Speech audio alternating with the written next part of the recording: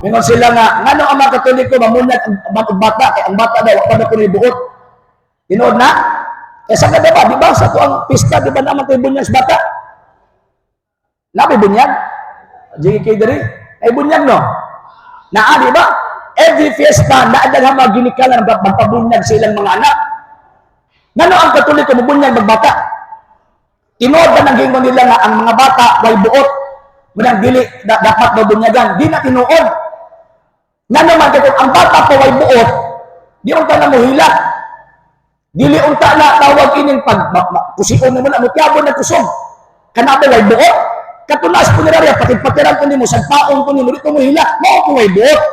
Dili ng bata. Kung ang requirement sa bunyag na ay buot, ang bata nakapasar. Kay bata pa man siya, di bata pa sa buot. Wala man gingon sa Biblia nga ang bunyagan padagkuay og buot. Ang requirements na ay buot. Buot ipasabot na apa ang kalag ug lawas. Buot ipasabot buhi pa nang maong gitawag og tawhana.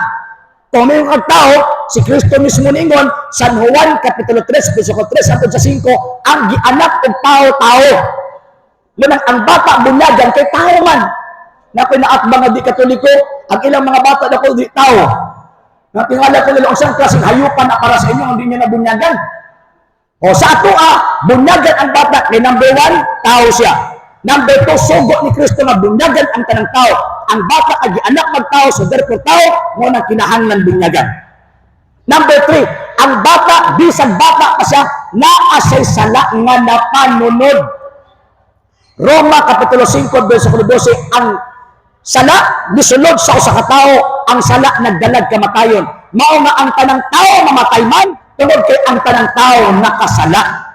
Niingon pa rin sa David, Salmo 51:5, makasasala ako sa kadpastaguan sa akong inahan.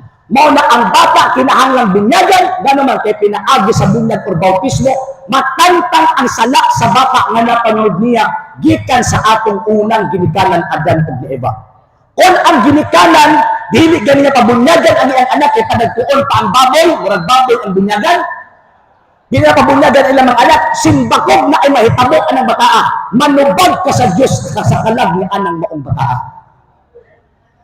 So, mana nga mabunyag ta kay papason ang sala. Number 3, nga mabunyag ang simbang Katoliko og bata kay ating ipasulob si Kristo.